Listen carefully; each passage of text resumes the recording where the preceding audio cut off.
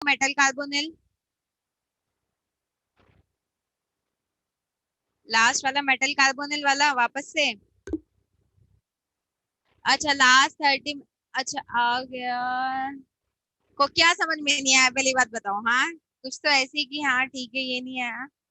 कल ma'am chat, हाँ कल कल आई एग्री, कल मैंने चैट नहीं पढ़ी।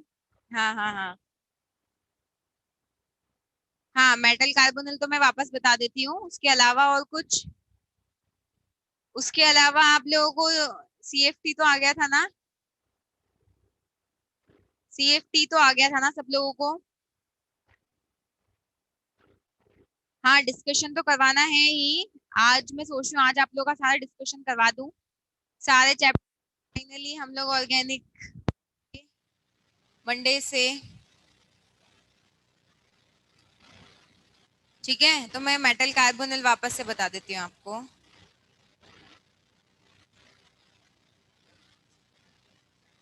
पी ब्लॉक में कौन सा वाला टॉपिक रहा है?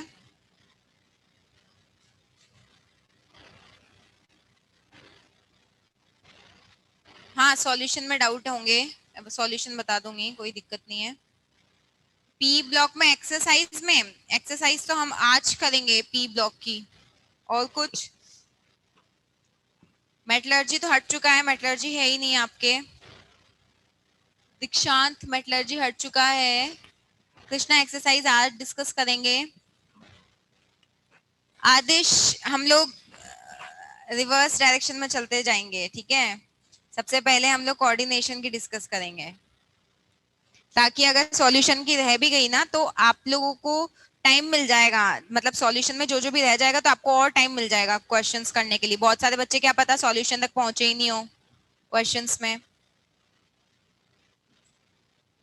हाँ डाउट्स वगैरह अगर आपको पूछना है या फिर आपको कोई टॉपिक रहा है पढ़ना हो दोबारा, तो आप लोग 3 o'clock पे डाउट क्लास लगती है मेरी। वैसे इस वीक नहीं, अब तो आज तो सैटरडे हो गया।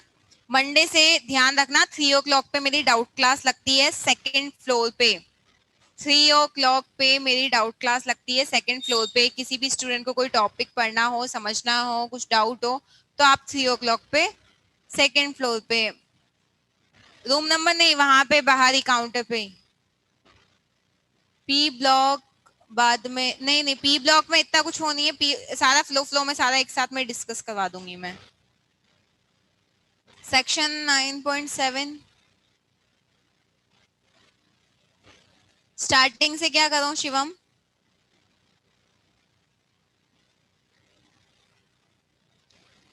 हाँ वो बात तो है, लेकिन सॉल्यूशन में सबसे बाद में डिस्कस करवाऊंगी, क्योंकि सॉल्यूशन अब कल मैंने यही बोला था रिवर्स से डिस्कस करवाऊंगी, तो क्या पता आज बहुत सारे सॉल्यूशन तक पहुंचे ही ना हो।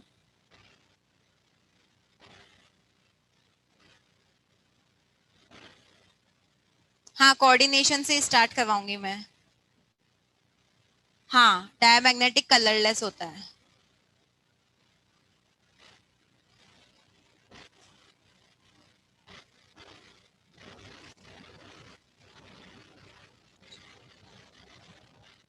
ठीक है तो फिर स्टार्ट करते हैं आज की क्लास। और किसी को कोई डाउट है? सॉल्यूशन तो बहुत पहले पढ़ाया था, हाँ सॉल्यूशन बहुत पहले पढ़ाया था। उसके बाद सैटरडे हमने डिस्कस किया था कि सैटरडे, हर सैटरडे को हम लोग जितने भी टॉपिक्स हो जाएंगे वो डिस्कस कर लिया करेंगे, लेकिन वो पॉसिबल ही नहीं हो पा रहा था।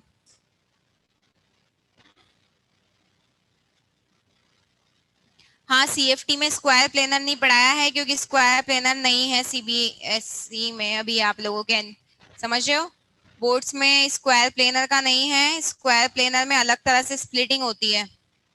यहाँ पे तो 2 ही पार्ट्स में स्प्लिटिंग होती है, स्क्वायर प्लेनर में 4 पार्ट्स में स्प्लिटिंग हो जाती है। हाँ आज केवल केवल डिस्कशन ही होगा, और कल का आप जो बोल रहे हो मेटल कार्बोनिल दोबारा से पढ़ा दूंगी, ठीक है।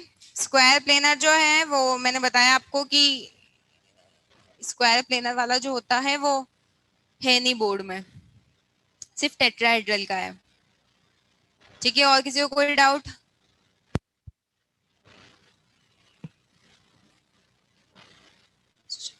आयन क्या, उनकी ऑक्सीडेशन स्टेट लिखनी होती है रोमन में ब्रैकेट में, मेटल्स की। स्टेबिलिटी वाला पार्ट हट चुका है आपको, मैंने जो सिलेबस सेंड किया था उसमें आप देखना सिर्फ सीएफटी तक ही है।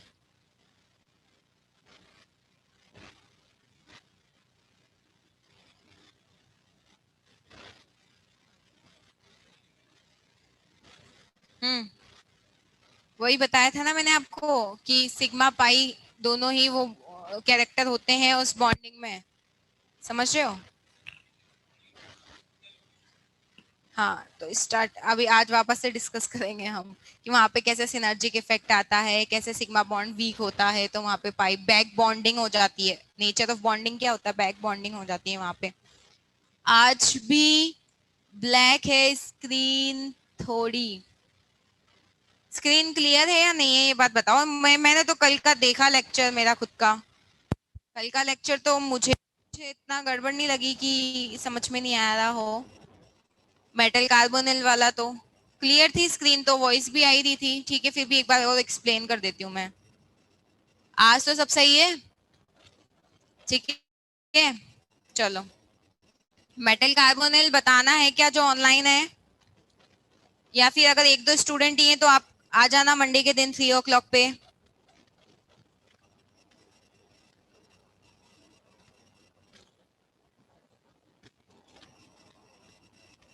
ठीक है तो फिर हम एनसीईआरटी स्टार्ट करें क्या?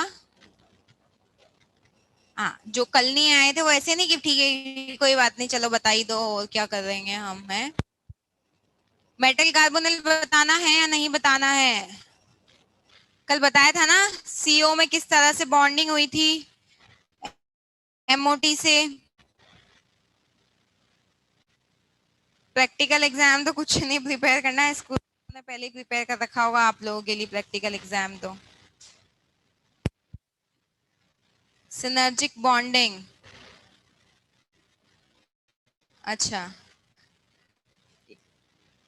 एम जो है वो आपका ए पहले हो गया एम बाद में हो गया। हाँ ये देखो ओके, ये क्या नाम लिखा हुआ है वी डी जी।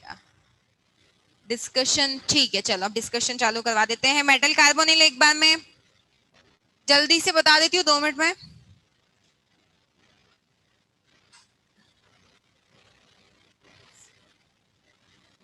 ग्रुप पे एडेड हो क्या आप? क्या नाम है?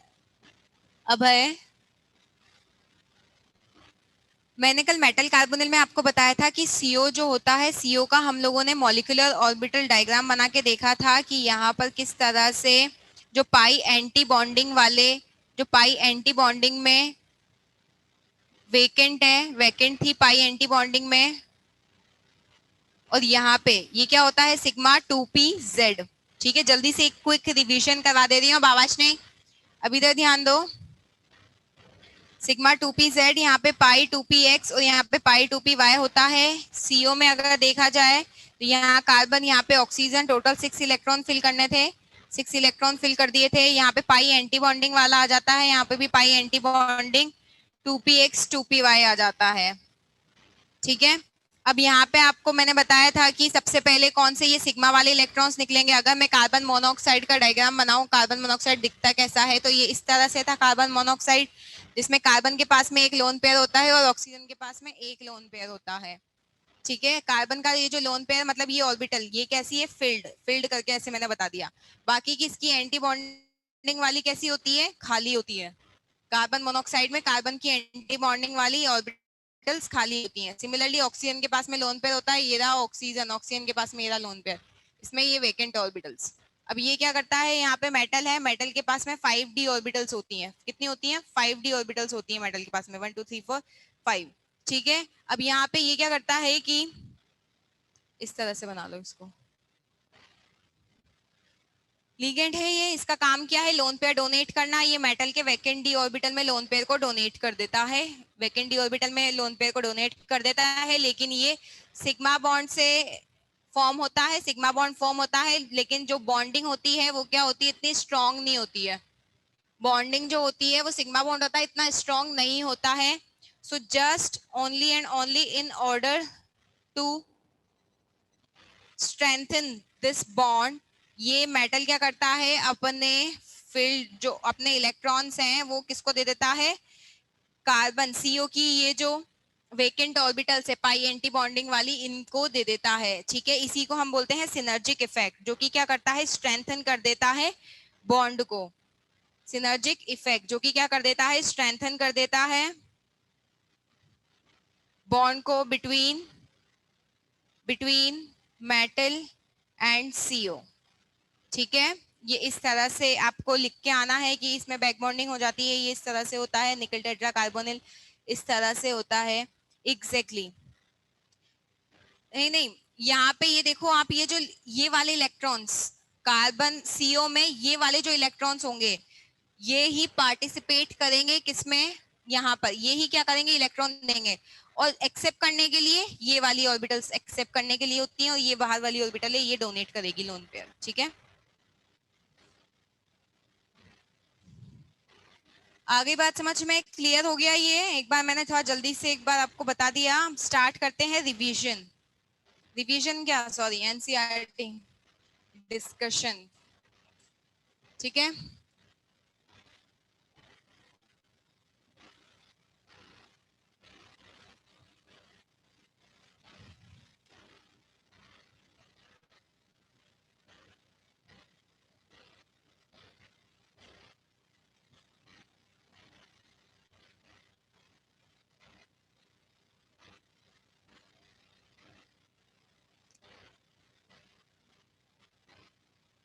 हम लोग यहाँ पे एक्सरसाइज डिस्कस करेंगे इन टेक्स्ट और एग्जाम्पल में। अगर आपको कुछ डाउट है तो आप 3 o'clock मेरी डाउट क्लास लगती है, उसमें आप जाएं, उसमें हम वो डिस्कस कर लेंगे, ठीक है। आज नहीं होगी, मंडे से होगी क्लास। कोऑर्डिनेशन कंपाउंड पे आ जाते हैं।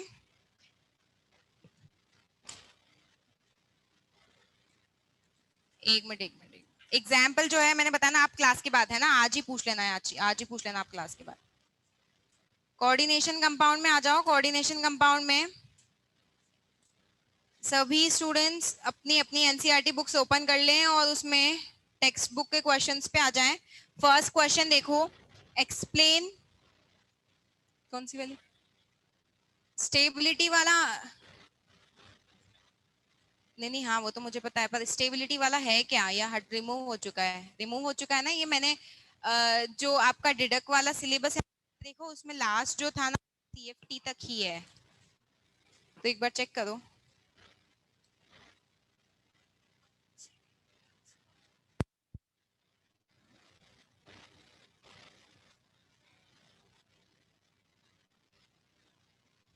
नहीं हटा स्टेबिलिटी? हाँ हाँ हाँ।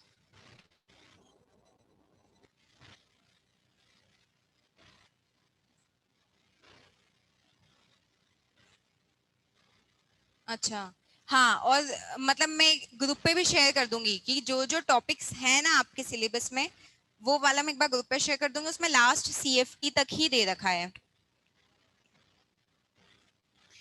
उसके बाद कृष्णा, आपका जो डाउट है कि वीबीटी, अगर कोई भी क्वेश्चन है उसको सॉल्व करना है तो वीबीटी यूज में लें या सीएफटी यूज में लें। अगर आपको स्पेशली वीबीटी मेंशन कर रखा है तो वीबीटी यूज में लेना, अदरवाइज सीएफटी से करना है आंसर, ठीक है। अगर स्पेशली उसने मेंशन कर रखा है कि वीबीटी से आप इसको प्रूफ करो तो उससे वीबीटी से प्रूफ कर देना, अदरवाइज।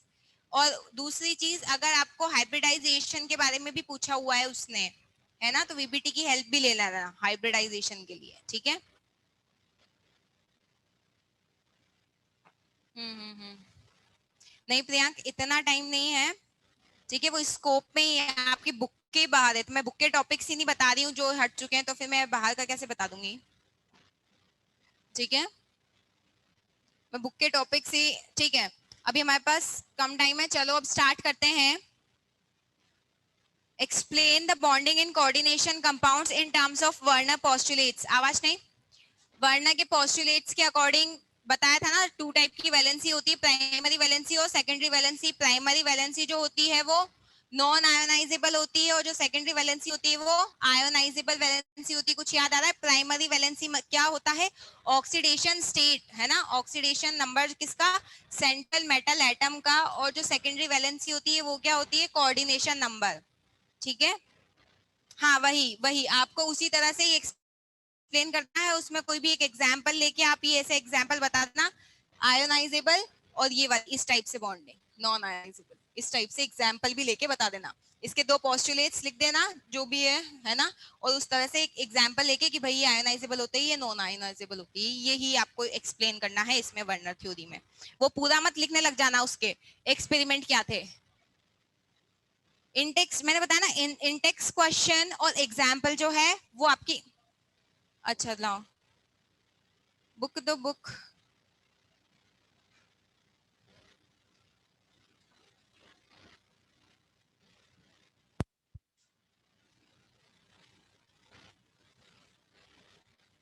हाँ अच्छा, आप मुझे बताओ, अगर यहाँ पे क्लोरीन है और यहाँ पे सीओ है, दोनों में से कौन सा स्ट्रॉन्ग फील्ड लिगेंड है? सीओ स्ट्रॉन्ग फील्ड लिगेंड है, और इसने इसके लिए बोल रखा है ये डायमैग्नेटिक है, मतलब ये क्या कर देगा, पेयरिंग कर देगा। सीओ स्ट्रॉन्ग फील्ड लिगेंड होता है, स्ट्रॉन्ग फील्ड लिगेंड किसके लिए रिस्पॉन्सिबल है, पेयरिंग के लिए। क्लोरीन वीक फील्ड लिगेंड होता है, पेयरिंग नहीं करेगा तो अनपेयर्ड इलेक्ट्रॉन रहेंगे, अनपेयर्ड रहेंगे तो पैरामैग्नेटिक होगा। हाँ अच्छा, इसने ये बोल रखा है कि दोनों की दो दे आर बोथ टेट्राहेड्रल। अच्छा ऐसा आ रहा है क्या दोनों के, हाँ दोनों की ही सही बात समझ रहे हो, अलग अलग आएगी दोनों की, अलग अलग आएगी दोनों की।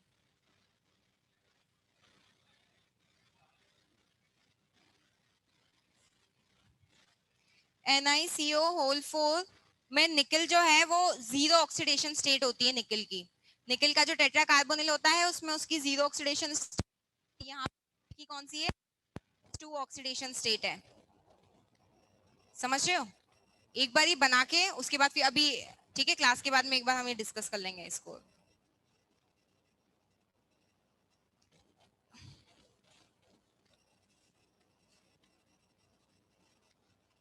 ठीक है, उसके बाद में 9.2 क्वेश्चन देखो, फेरस सल्फेट, जब आप उसको अमोनियम सल्फेट के साथ में मिक्स कर रहे हो 1:1 में, तो वो आपको टेस्ट दे देता है किसका, Fe+2 आयन का, है ना।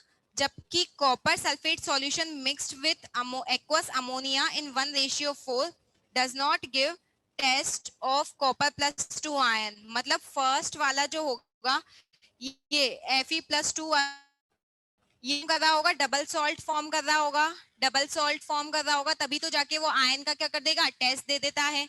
मतलब यहाँ पे फेरिस जो है वो उस कोऑर्डिनेशन स्फीयर के बाहर है, तभी जाके वो उसका टेस्ट दे देता है। और यहाँ पे क्या बोल रहा है ये कि copper sulphate solution mixed with aqueous ammonia, है ना, तो ये क्या बना लेगा, CuNH3 का होल 4 SO4। अब ये दे ही नहीं पाएगा। अब यहाँ पे देखो ये बोल रहा है कि does not give test of copper ion, copper ion का ये टेस्ट दे ही नहीं पाएगा। इसने खुद ने ही आंसर बता दिया है ना, तो दे ही नहीं पाएगा। तो आपको आंसर क्या लिखना है, क्योंकि ये नॉन आयोनाइजेबल होता है in aqueous solution, so it will not give test of Copper+2 ion. ठीक है। हुँ? देखो इसमें जो बनता है ना, मैंने आपको याद हो तो मैंने इसमें बताया था FeSO4.NH4 का होल ट्वाइस SO4.6H2O। ठीक है। हाँ तो यहाँ पे मैंने आपको इस सॉल्ट के लिए बताया था कि एक्चुअल में देखो यहाँ पे इसने खुद ने क्वेश्चन में दे रखा है आपको कि इसका क्या बोलेंगे, Fe+2 का यहाँ पे क्या दे देगा, टेस्ट दे देगा। तो ये कौन सा किसका एग्जाम्पल हो गया, डबल सॉल्ट का एग्जाम्पल हो गया। तो आपको इसके आंसर में क्या लिखना है, इसका आंसर इसी की लैंग्वेज पकड़ के लिखना है। क्या लिखोगे, ferrous sulfate solution when mixed with ammonium sulfate solution in 1:1 it forms double salt, which in aqueous solution dissociate into simpler ions, hence it will give test for Fe+2 ion। but in case of यहाँ इसी की language पकड़ के लिख लेना, in case of, अब यहाँ पे क्या है, copper sulphate mixed with ammonia in 1:4, ठीक है, 1:4 it will form complex and in the coordination is complex। और ये यहाँ पे पूरा का पूरा ये लिख के बता देना, where Cu+2 is non-ionizable, hence it will not dissociate into its ion Cu+2 in solution, hence will not give test for Cu+2 ion। ठीक है, इस तरह से एक ही लैंग्वेज में लिख देना। उसके बाद में नेक्स्ट आ जाओ, explain with 2 examples each of the following. ये सभी बता रखे हैं, ठीक है, ये सभी बता रखे हैं आपको। उसके बाद 9.4 देख लो, 9.5 और 9.6 है ना, ये सब 9.6 का 6 F वाला मतलब COEN का होल साइज।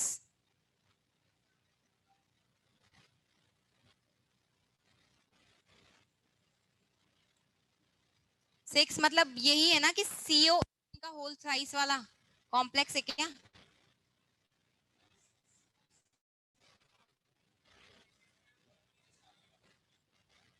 कौन सा, ये COCl NO2?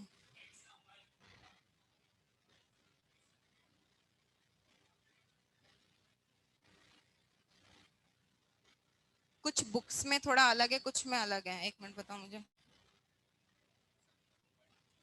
अच्छा, ये इसमें इधर दे रखा है क्या? मेरे ये क्वेश्चन 9.7 है, एक मिनट। क्या है? हेक्सा अमाइन कोबाल्ट, एक मिनट, हेक्सा अमाइन कोबाल्ट कहाँ है इसमें? हाँ, हेक्सा अमाइन कोबाल्ट। तो अब आपको इससे कैसे कैसे कैलकुलेट करोगे? ये कैलकुलेट क्या नॉर्मल कैसे करोगे? आपको क्या दे रखा है? Hexa amine cobalt 3 sulphate. तो आपको क्या दे रखा है? हेक्सा अमाइन, सॉरी, ठीक है, कोबाल्ट 3। अब सल्फेट में क्या होता है? SO4 होता है। अभी अभी रुकेंगे हम। अभी आपको पता है सल्फेट पे -2 का चार्ज होता है ना, इतनी बात हमको पता है।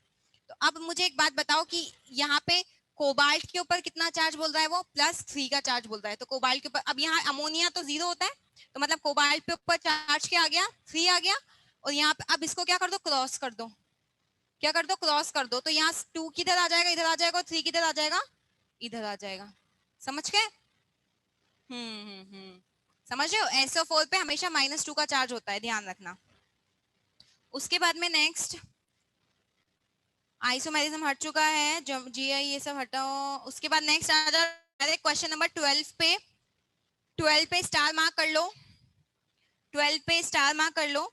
आपको देखो क्वेश्चन ये बोल रहा है कि एक्वस कॉपर सल्फेट सॉल्यूशन जो होता है वो ब्लू होता है इन कलर।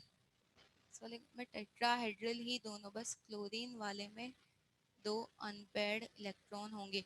हाँ हाँ हाँ, ये इंटेक्स्ट वाला पूरा सॉल्व करके देखना पड़ेगा क्या हो रहा है उसमें, ठीक है। निकिता, कौन से वाले में डाउट है? इसी में, इसी के नोमेनक्लेचर में डाउट है आपको? अच्छा, ठीक है। आपको देखो मैं पूरा ही लिख के बता देती हूँ। बोलो ना क्या है इसको, क्या बोल रखा है? हेक्सा अमाइन कोबाल्ट 3 सल्फेट, ठीक है। अब आपको सबसे पहले ये पता करना है कि यार देखो कोबाल्ट है, सबसे पहला काम नोमेनक्लेचर में होता है मेटल को पकड़ लो। 8 लगानी हुआ है मतलब ये पॉजिटिव वाले कोऑर्डिनेशन स्फीयर के अंदर आएगा, मतलब पहले ही आएगा, पहले ही आएगा।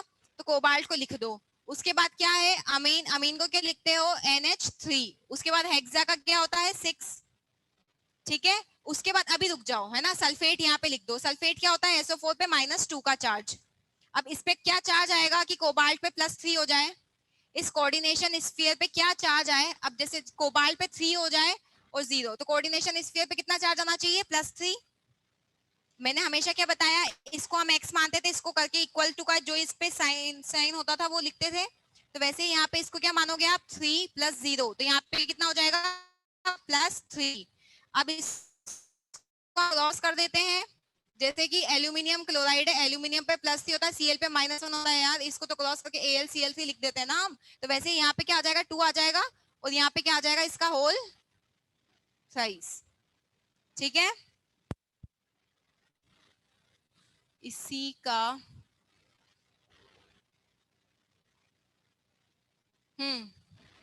Potassium try oxalato chromate. आप इसका डी वाला देखो, potassium try oxalato chromate. Chromate oxalato को OX ट्राई ऑक्जेलेटो। ध्यान से सुनो, क्रोमेट बोल रखा है मतलब क्रोमियम वाले स्फीयर पे नेगेटिव चार्ज आने वाला है।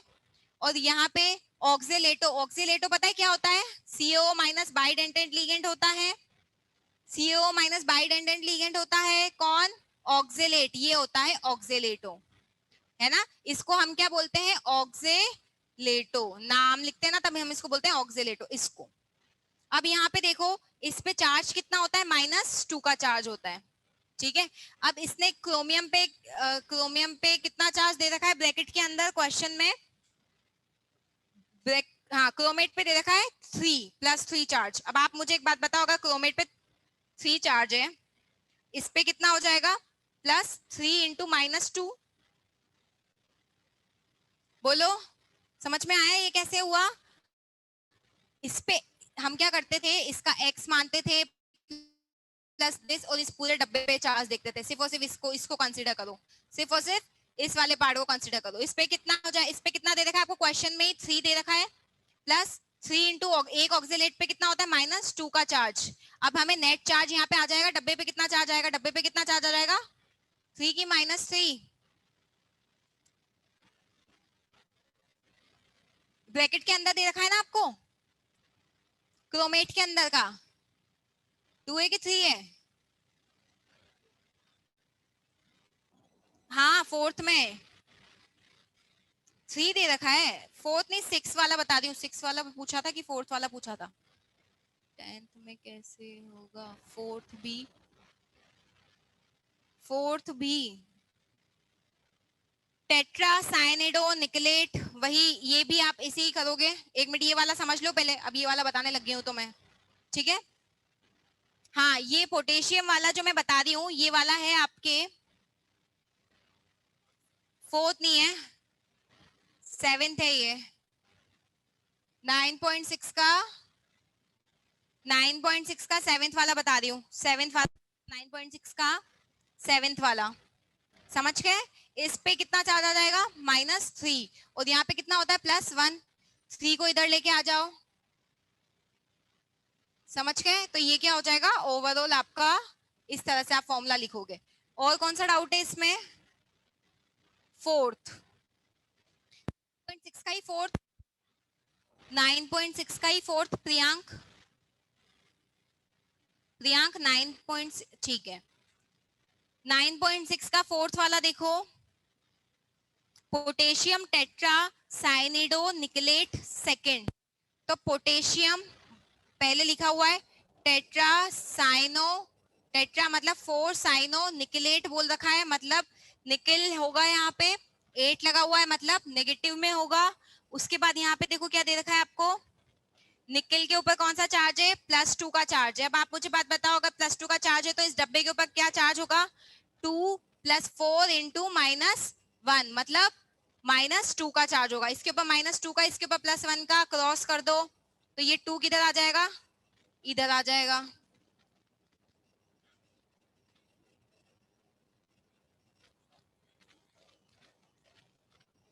यहाँ पे 3, ये अलग क्वेश्चन है, ये वाला अलग है। किधर? इधर ऊपर ये 3 तो है, नहीं नहीं, ये 3 तो लिखा हुआ है, 3 लिखा हुआ है, ये 3 लिखा हुआ है, ठीक है। समझ गए? ठीक है प्रियांक, समझ गए? आई बात समझ में कैसे लिखा है? क्योंकि निकल पे +2 का चार्ज है, आपको ब्रैकेट में दे ही रखा है 4 ऑफ -1, मतलब इस पूरे डब्बे पे चार्ज आ जाएगा आपके पास -2 का। यहाँ -2 का के पे +1 क्रॉस कर दो, ठीक है। ओके, ये तो कर लेना आप, ठीक है। इसमें तो थोड़ा बहुत कहीं पे कुछ होगा तो फिर, अदरवाइज तो ये इस तरह से कर लेना। उसके बाद 9.12 क्वेश्चन पे आ जाओ। क्वेश्चन नंबर 9, एक मिनट, 1 2 नहीं, एक मिनट, मैं कुछ इसमें अलग क्वेश्चन दे रखे हैं इस वजह से। हाँ, इस बुक इसमें अलग है, अब कुछ बुक्स, हाँ पुरानी में अलग है, नई वाली में अलग क्वेश्चन है, इसलिए मैं क्वेश्चन नंबर बताती हूँ आपको।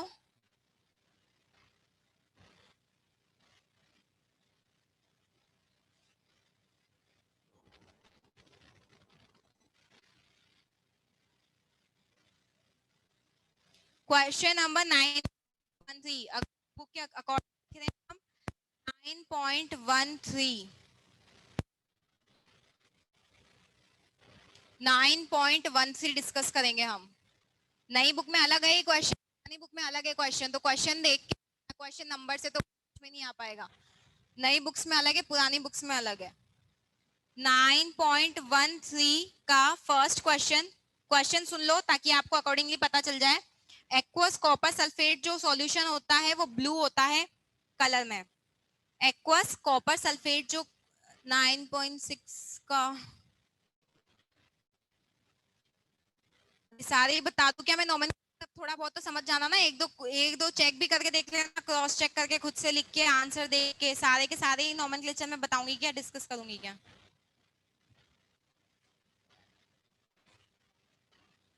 अच्छा उसमें टिक लगा रखा है।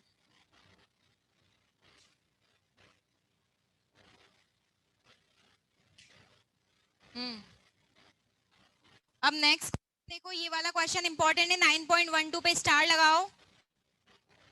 9 पॉइंट, एक मिनट यार, सब में अलग अलग क्वेश्चन है। हाँ हाँ हाँ, कहीं कहीं पे 9.12 है, कहीं कहीं पे 9.13 है, छोड़ो वो सब। मैम आपने स्टार मार्क कौन सा क्वेश्चन दबाया था, वो मैं बता रही हूँ। क्वेश्चन बता रही हूँ, क्वेश्चन पे स्टार मार्क लगाओ, क्वेश्चन नंबर मत सुनो, आप क्वेश्चन सुनो। क्वेश्चन देखो, एक्वस कॉपर सल्फेट सॉल्यूशन जो है, एक्वस कॉपर सल्फेट सॉल्यूशन जो है वो कैसा होता है? ब्लू होता है कलर में, ठीक है। लेकिन जब आपने इसको पोटेशियम फ्लोराइड के साथ में ट्रीट किया, लेकिन जब आपने इसको किसके साथ में, पोटेशियम फ्लोराइड के साथ में ट्रीट किया, तो इसका कलर जो होता है वो चेंज हो जाता है, और क्या हो जाता है? ग्रीन हो जाता है। अब आप मुझे एक बात बताओ, ऐसा क्या हुआ होगा कि इसका कलर ग्रीन हो गया? नहीं, अनपेयर्ड इलेक्ट्रॉन नहीं, लीगेंड ही चेंज हो गया ना यहाँ पे। समझ रहे हो क्या हुआ कि इसका कलर ही चेंज हो गया? कल ही तो हमने डिस्कस किया था कि यहाँ पे क्या हो जाएगा, F4। अब एक बात ध्यान रखना, मेटल यहाँ पे भी +2 में था तो यहाँ पे भी +2 में ही रहेगा। अरे metal x -4 is equal to -2 +2, समझे? ये कॉम्प्लेक्स फॉर्म हो जाएगा। मेटल की स्टेट सेम ही रहेगी, सिर्फ और सिर्फ ये जो लीगेंड है ये इस लीगेंड को क्या कर देगा? रिप्लेस कर देगा, जिस वजह से इसका जो ब्लू कलर था वो अब क्या हो जाएगा? चेंज हो जाएगा, क्योंकि लीगेंड को चेंज करने से कलर चेंज हो जाता है। सिमिलरली इसने यहाँ पे बोला है कि a bright green solution with aqueous potassium chloride, a bright green, हाँ, और ये H2O यहाँ पे अलग हो जाएगा। A bright green solution with potassium chloride. अब सिमिलरली यहाँ पे भी क्या होगा? Cu-2, समझ रहे हो? स्टार लगा लो इस क्वेश्चन पे। यहाँ पे 4F-, यहाँ पे 4Cl, ठीक है।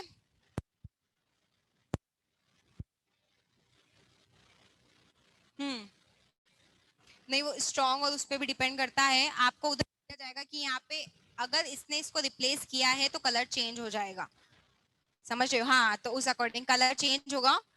तो यहाँ पे इसने क्या किया है? इसको रिप्लेस कर,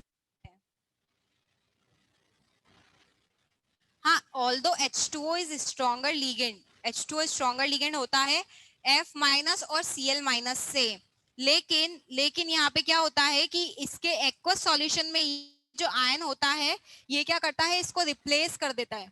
लेकिन इसके एक्वस सॉल्यूशन में ये जो आयन होता है ये क्या करता है? इसको रिप्लेस कर देता है, समझ रहे हो? इस वजह से इसका क्या हो गया? कलर चेंज हो जाएगा। नेक्स्ट क्वेश्चन देखो, what is coordination entity formed? हाँ, यहाँ पे क्या लिखोगे? Because F- replaces the H2O in the complex of copper, ठीक है, and hence ligand is changed so the blue color is converted into this। अगर कलर चेंज हुआ है वो क्वेश्चन में मेंशन होगा, आप लोगों को ये चीज, आप लोगों को उसका टेंशन मत लो कि कलर का क्या रहेगा, क्या हो जाएगा। अगर लीगेंड चेंज हुआ है तो वो आपसे बोल देगा कि भाई देखो कलर चेंज हुआ है, आप बताओ क्यों हुआ है, तो आपको वहां पे बता देना कि भैया लीगेंड नहीं किया होगा कुछ ना कुछ, अपने आप तो हुआ नहीं होगा उसमें। एग्जाम में कैसे लिख के आओगे? एग्जाम में क्या करोगे? ये रिएक्शन लिख दोगे, ठीक है, सबसे फर्स्ट जो स्टेप रहना चाहिए आपका वो ये रिएक्शन लिख देना। उसके बाद यहाँ पे एक लाइन में इस तरह से आंसर लिखना कि जैसा अभी मैंने बताया कि इन कॉपर कॉम्प्लेक्स व्हेन, यहाँ पे क्या क्वेश्चन की लैंग्वेज ही लिखो। यहाँ पे देखो, a green precipitate with aqueous potassium fluoride is obtained because F minus replaces the H2O in its complex. Okay, hence the ligand is changed, so the new color obtained is green. ठीक है, इस तरह से answer ये reaction involve होनी चाहिए और एक लाइन थ्योरी में लिख के आ जाना कि उसने उसको रिप्लेस किया है और लीगेंड चेंज होता है, स्प्लिटिंग चेंज हो जाती है, कलर चेंज हो जाता है, ये लिख देना।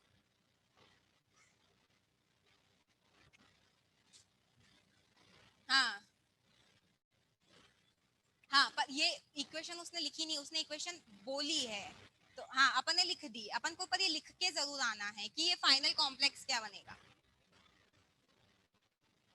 हाँ तो एक्सप्लेन, इतना इतना इतना 4 नंबर का नहीं आता, ठीक है, नहीं ऐसे ऐसे वो भी नहीं देते। अगर जैसे सीएफटी दे दिया ना तो सीएफटी का आप बोल सकते हो क्योंकि इसमें है लिखने के लिए इतना, समझ रहे हो। और इसमें तो मैंने आपको बता दिया कि भाई लिगेंड चेंज हो जाता है, लिख देना। थोड़ा स्प्लिटिंग भी होती है, स्प्लिटिंग जो होती है वो कम हो जाती है, ज्यादा हो जाती है, इस तरह से तो हैंस जिस वजह से एक अलग वेवलेंथ वाली लाइट एब्जॉर्ब होगी, एक अलग वेवलेंथ वाली, इस तरह से लिख देना और लंबा जितना लिख सकते हो सीएफएसई के अकॉर्डिंग। तो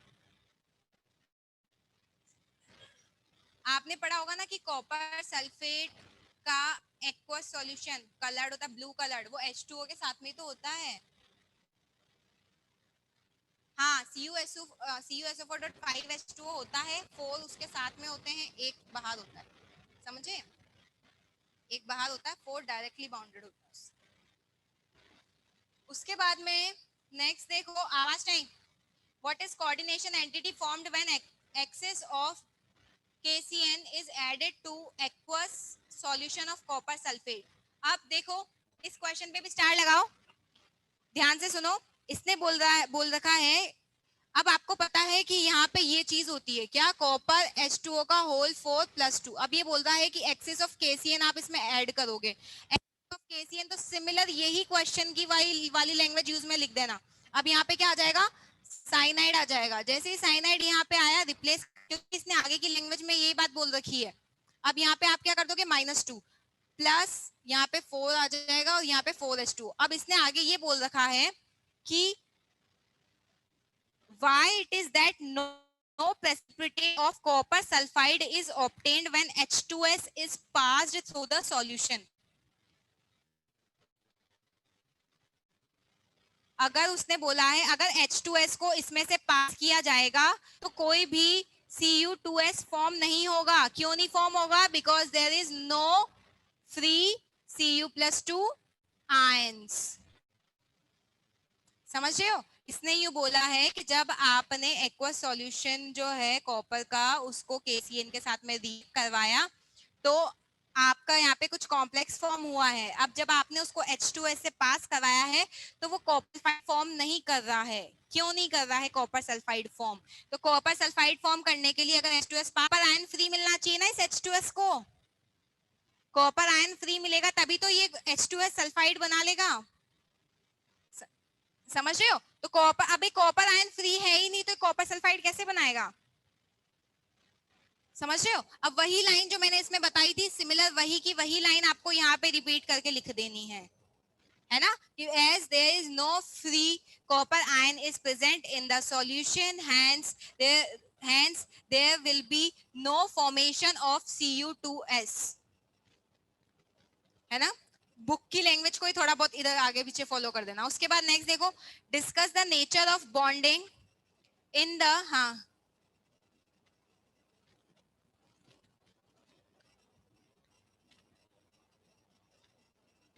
किसका, what is coordination entity formed, this coordination entity is formed। इसकी ज्योमेट्री वही सारी की सारी मोर, हाँ साइनाइड स्ट्रॉन्ग फील्ड लिगेंड हो गया तो स्क्वायर प्लेनर, एक बार करके भी देख लेना।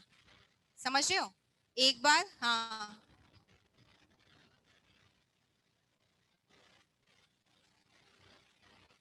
आप T2G से करके देखो ना एक बार इसमें कि क्या होगा। स्ट्रॉन्ग फील्ड लिगेंड होगा, स्ट्रॉन्ग फील्ड लिगेंड होगा मतलब कि स्प्लिटिंग ज्यादा होगी, स्प्लिटिंग ज्यादा होगी। ऑक्टाहेड्रल में आपको पता है 3 नीचे होते हैं और 2 ऊपर इस तरह से होते हैं। अब आप मुझे एक बात बताओ, स्प्लिटिंग ज्यादा होगी मतलब पेयरिंग यहीं पे ही हो जाएगी। अब एक बात बताओ, कॉपर साइनाइड है यहाँ पे, तो कॉपर पे कितना चार्ज हो जाएगा, यहाँ पे का चार्ज है। वैसे कॉपर कितना होता है 4s1 3d 10 होता है। अब कितना हो जाएगा 4s0 3d 9 हो जाएगा। डी में कितने फिल करने हैं आपको, 9 फिल करने हैं। मतलब 1 2 3 4 5 6 7 8 9।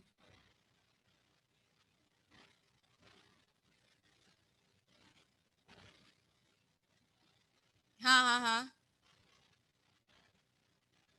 हाँ, अभी ध्यान से सुनो, देखो अगर आपको ये वाला क्वेश्चन जो है ना किस तरह से कि अगर कॉपर का जो साइनाइड है ये वाला, इसमें कि ये वाला जो है ये कलर्ड है कि कलरलेस है, वैसा कुछ दे रखा है क्या इसमें क्वेश्चन में।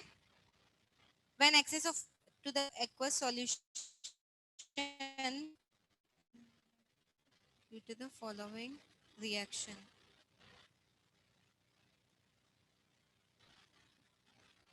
Cu+2 का बनाएंगे 4s0 3d 9 हो जाएगा, है ना।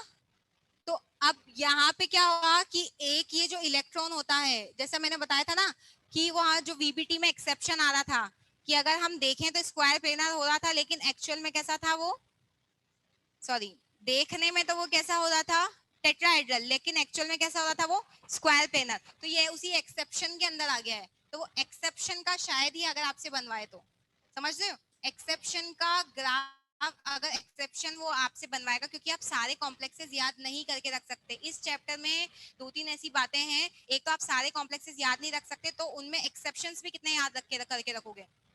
दूसरी बात, कहीं कहीं पे कोई वीक की तरह बिहेव कर जाता है, कहीं कहीं पे कोई स्ट्रॉन्ग लिगेंड की तरह बिहेव कर जाता है।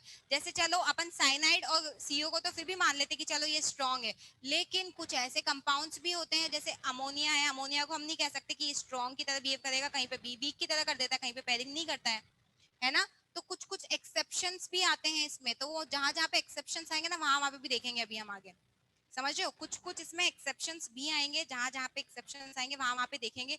एक्सेप्शन वो ड्रॉ नहीं करवाने वाला है आप लोगों से, है ना। एक्सेप्शन वो ड्रॉ करवाएगा, वो खुद से ही क्वेश्चन में बता देगा। अब देखो आप मुझे एक बात बताओ, उसने खुद से ही यहाँ पे भी क्वेश्चन में बता से यहाँ पे भी इनके कलर क्वेश्चन में बता दिए हैं, समझ रहे हो। आपसे वो एक्सपेरिमेंटल चीजें नहीं पूछेगा, आपसे वो थियोरेटिकल प्रूफ पूछेगा कि थियोरेटिकल में बताओ आपकी ऐसा हुआ तो क्यों हुआ, समझ रहे हो ना। वो आपसे एक्सपेरिमेंटल प्रूफ नहीं पूछेगा। और जहां जहां पे जो जो एक्सेप्शन आएगा, बातें हैं एक्सेप्शन की, वो भी आज मैं बता दूंगी, तो और भी थोड़ा बहुत क्लियर हो जाएगा उससे, ठीक है। यहाँ पे नेक्स्ट देखो, discuss the nature of bonding. Bonding में आपको पता है साइनाइड जो है इसमें पेयरिंग हो जाएगी। और यहाँ पे क्या है, nature of bonding in the following coordination entities on the basis. अब मैंने क्या बताया था आपको, क्वेश्चन वाला ही दे देगा वीबीटी से करना है कि सीएफटी से करना है।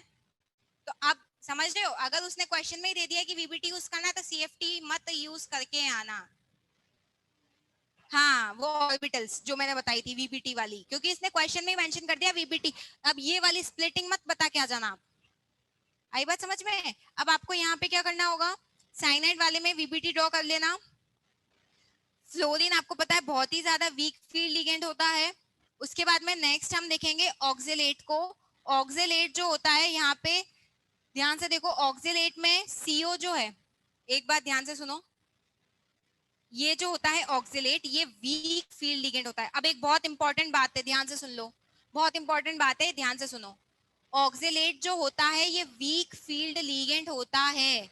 इसके केस ये बाकी सब में पेयरिंग नहीं करवाता, लेकिन लेकिन अगर कोबाल्ट हो गया, निकल हो गया, अगर इनकी +3 ऑक्सीडेशन स्टेट है, मेटल की ऑक्सीडेशन स्टेट पे भी डिपेंड करता है कि पेयरिंग होगी या नहीं होगी, समझ रहे हो। अगर कोबाल्ट +3 हो गया, निकल +3, अगर Fe में +3 आ गया ना तो नहीं करवाएगा पेयरिंग। अगर ये मेटल्स हैं, कोबाल्ट हो गया, निकल हो गया, इनकी +3 ऑक्सीडेशन स्टेट वाला कोऑर्डिनेशन कंपाउंड है तो ये पेयरिंग करवा देगा, समझे। यहाँ पे बहुत सारे एक्सेप्शन आ जाते हैं, तो साइड साइड में लिखते जाना ये कि ये ब्रैकेट में लिख लो इसमें कि ये एक्सेप्शन है, ये थर्ड वाला कंपाउंड एक्सेप्शन है। बता दी हूँ एक बार वापस से मैं, इसका पूरा वीबीटी ड्रॉ करके बता देती हूँ। कौन सा वाला, ये ऑक्सिलेट वाला।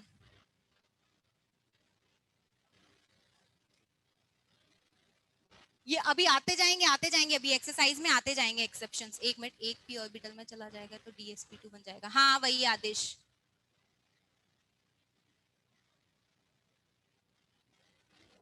मेहनत तो कोऑर्डिनेशन कंपाउंड, इसीलिए तो ध्यान से सुनो। प्रीवियस ईयर वाले क्वेश्चंस करके देखोगे एक बार तो उसमें सारा कुछ पता चल जाएगा कि वो क्वेश्चन में आपको लैंग्वेज में दे देता है कि भाई पैरामैग्नेटिक है, डायमैग्नेटिक है, कि इसका ये मैग्नेटिक मूवमेंट है, या इस तरह से। समझ लो, एग्जामिनर खुद से ही क्वेश्चन में देता है। एक्सरसाइज में जहां जहां पे जो चीजें एक्सेप्शन आ रहे हैं वो मैं बता दी हूँ। एक बात तो अपने दिमाग में बिठा लो, एक चीज नोट डाउन करके लिख लो कि जनरली जो स्ट्रॉन्ग फील्ड लिगेंड और वीक फील्ड लिगेंड कौन से होते हैं। जनरली एक अगर मैं ब्रॉडली क्लासिफिकेशन करूं, वीक वीक फील्ड लिगेंड में अगर हेलोजन है डोनर एटम, अगर हेलोजन है डोनर एटम, नाइट्रोजन है डोनर एटम और ऑक्सीजन है डोनर एटम, तो ये वीक फील्ड लिगेंड होते हैं। और स्ट्रॉन्ग अगर कार्बन है, फॉस्फोरस है, ठीक है, और कार्बन हो गया, फॉस्फोरस हो गया, और एक मिनट, ऑक्सीजन तो यहीं पे आएगा, नाइट्रोजन नहीं आता है यहाँ पे, नाइट्रोजन नहीं आता है यहाँ पे, सल्फर आता है। हाँ ये लिख लो, अगर ये डोनर एटम है, ये क्या है, अगर ये डोनर एटम्स हैं तो ये ब्रॉड क्लासिफिकेशन। फिर वो स्पेक्ट्रोकेमिकल सीरीज याद रखने की जरूरत नहीं रहेगी आपको, बस हाँ थोड़ा बहुत तो देख के जाना। स्पेक्ट्रोकेमिकल सीरीज 5-6 तो at least, spectro what is spectrochemical series तो 5-6 तो बता के आ जाना वहां पे। सारे लीगेंड नहीं बता के आओ तो 5-6 तो लिख के आ जाना उस सीरीज में। तो अगर ध्यान से सुनो, अगर जो डोनर एटम है, अगर वो हेलोजन हो गया, सल्फर हो गया, ऑक्सीजन हो गया, जैसे यहाँ पे ऑक्सिलेट में क्या है,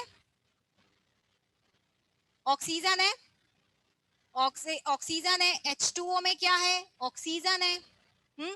और उसके बाद HCN माइनस में क्या है, सल्फर है, F minus, Cl minus, bromine minus, I minus, इन ये सब में क्या है, हेलोजन है अगर डोनर एटम, तो वो वीक फील्ड लिगेंड कैटेगरी का है। ब्रॉड अगर कार्बोनिल में CO है, कार्बोनिल में देता कौन है लेकिन इलेक्ट्रॉन, अभी मेटल कार्बोनिल बॉन्ड बताया ना, कार्बन। तो यहाँ पे कार्बन अगर डोनर एटम है, समझ रहे हो, कार्बन, फास्फोरस, नाइट्रोजन, अगर ये डोनर एटम है, अगर ये डोनर एटम है, ये ब्रॉड क्लासिफिकेशन है। अब एक्सेप्शंस बहुत सारे हैं, एक्सेप्शंस बहुत सारे हैं। एक्सेप्शंस इसलिए है क्योंकि ये सिर्फ और सिर्फ लीगेंड के नेचर पे ही एक्सेप्शंस किस वजह से हैं, बिकॉज स्प्लिटिंग जो होती है, crystal field splitting, it not only it not only depends on the nature of ligand but also depends on metal ion charge on metal ion, charge on central metal atom or ion, charge depends on charge on central metal atom या फिर ion। समझ गए?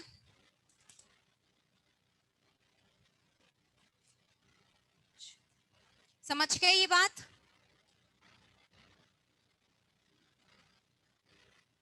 तो अब हम discuss कर लेते हैं ये वाला कंपाउंड, कोबाल्ट है। आंसर कैसे लिख के आओगे, कोबाल्ट है, कोबाल्ट का आपको सबसे पहले लिखना एटॉमिक नंबर कितना होता है इसका, 27।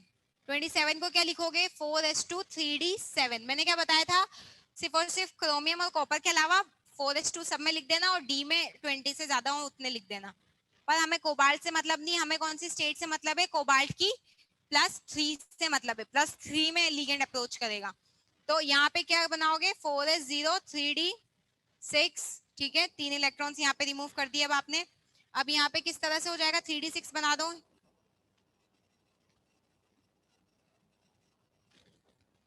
3d 4s और 4p बनाओ, 6 यहाँ पे,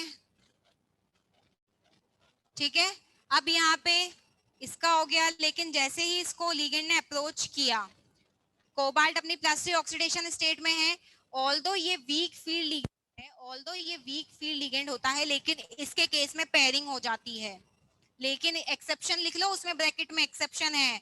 एग्जाम में अगर पूछ लिया तो फिर अगर वहां पे नहीं दे रखा है तो आपको ये बात यहाँ पे ध्यान में रखनी है कि क्या हो जाएगी, पेयरिंग हो जाएगी। और ये क्या बन जाएगा, ऑक्टाहेड्रल है ये कॉम्प्लेक्स D2sp3, क्या बन जाएगा D2sp3। सब एक्सपेरिमेंटल डेटा है, ये सारी थ्योरीज कोई वो तो है नहीं कि सारी की सारी थ्योरीज बिल्कुल करेक्ट ही हो, है कि नहीं। एक्सपेरिमेंटल डेटा को कहीं ना कहीं तो ये कर ही रही है अफेक्ट। ठीक है, आगे बात समझ में। इसमें क्या हो जाएगा आपका D2sp3 हाइब्रिडाइजेशन। और ये लास्ट फ्लोरीन और साइनाइड में तो आंखें बंद करके पेयरिंग नहीं, पेयरिंग वाली बात मत सोचा करो, है ना। उनमें फ्लोरीन में तो मत ही करना कभी भी, पेयरिंग करना ही मत, बहुत ही वीक फील्ड लिगेंड है। किसमें कोबाल्ट प्लस थीम है, COF6 है ना।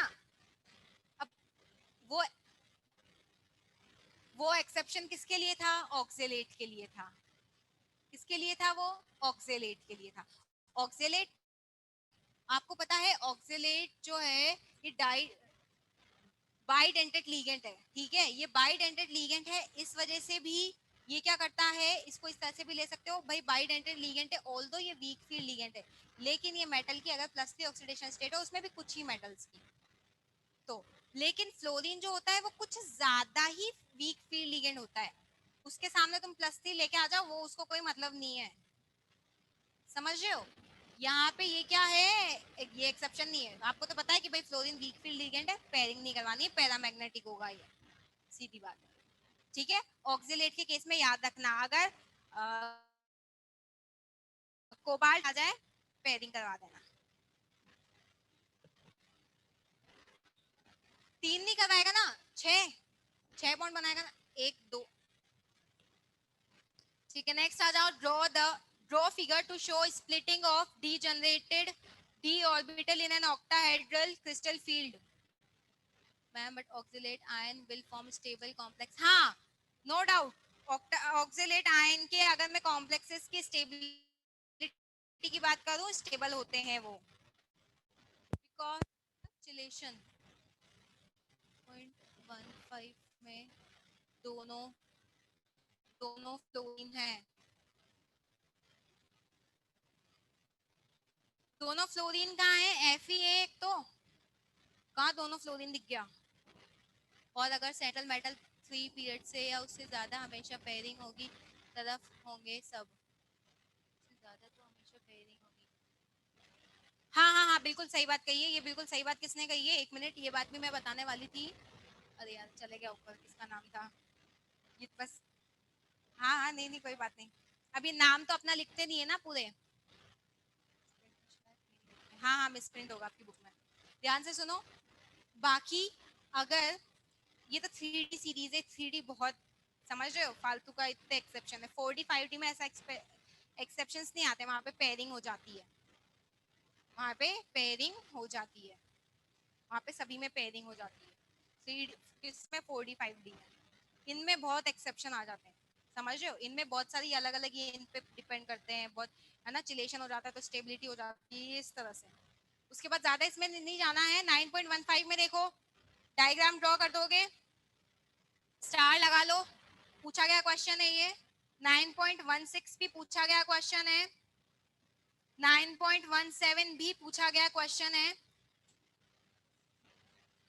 अरे सॉरी यार, 1 मिनट, अभी पता नहीं चलता, पुरानी बुक से बता रही हूँ, नई बुक से, 1 मिनट रुको। ये क्वेश्चन है, draw figure to show, 1 minute, ये 9, हाँ, draw figure to show splitting of D orbital in octahedral, इस पे स्टार लगा लो, स्पेक्ट्रोकेमिकल सीरीज वाले पे स्टार लगा लो, और what is crystal field energy, splitting energy, इस पे भी स्टार लगा लो। ठीक है, इसी को, उसके बाद में नेक्स्ट क्वेश्चन पे आ जाओ। हाँ, अब ये पैरामैग्नेटिक होता है, ये डायमैग्नेटिक होता है, एक्सप्लेन व्हाई। दे दिया ना क्वेश्चन वाले ने कि भाई पैरामैग्नेटिक होता है, डायमैग्नेटिक होता है, एक्सप्लेन करो व्हाई, है ना। अब आपके ऊपर है आपको फॉलो करके एक्सप्लेन करना हो, स्पेशली मेंशन नहीं है ना, आ रही बात समझ में। जिससे आपको इजी लग रहा हो उससे एक्सप्लेन कर देना, कोई दिक्कत नहीं। अब यहाँ पे नेक्स्ट देखो, अ सॉल्यूशन ऑफ, ये ग्रीन है जबकि ये कलरलेस है, दे दिया उसने क्वेश्चन में, पूछा गया क्वेश्चन है ये भी, इस पे स्टार लगाओ।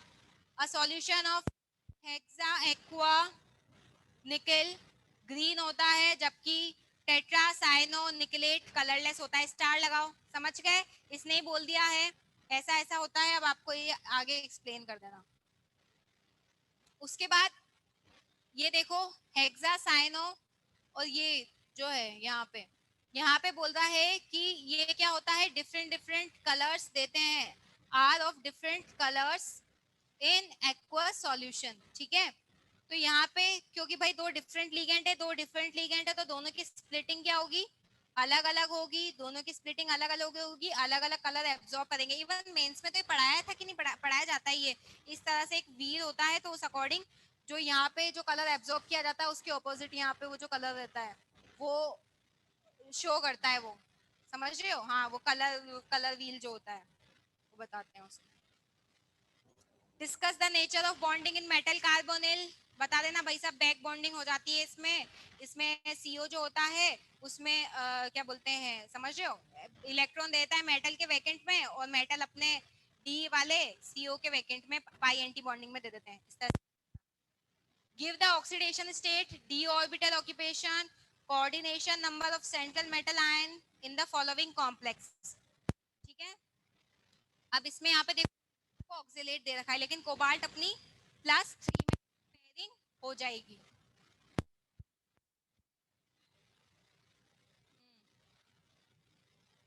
यहाँ पे आप एक काम करो, इसका देखो कि वो बना के कितना इसमें इलेक्ट्रॉन किस तरह से आ रहे हैं, एक भी अनपेयर्ड जा रहा है कहीं पे। Fe की +2 ऑक्सीडेशन स्टेट अगर हम देखें, Fe की +2 ऑक्सीडेशन स्टेट, Fe की +2 ऑक्सीडेशन स्टेट में कितना हो जाएगा, 4, 1 मिनट, 3d6 हो जाएगा, 4s0 3d6।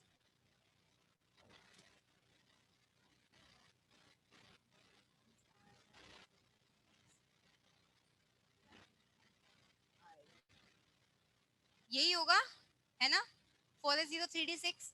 अब यहाँ पे देखो आप कि ये दोनों ऑफ डिफरेंट कलर्स होते हैं इन डाइल्यूट सॉल्यूशन, इसमें अगर इसमें तो अनपेयर्ड इलेक्ट्रॉन होंगे ही नहीं,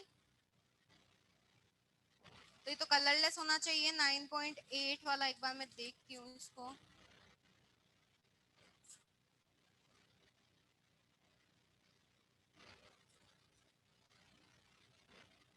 हाँ नहीं नहीं sorry, so sorry, 1 minute, unpaired electron नहीं है इसमें, नहीं है, फिर भी कलर्ड बोल रहा है ये, क्यों कलर्ड आप बताओ, ध्यान से सुनो, आप मुझे एक बात बताओ,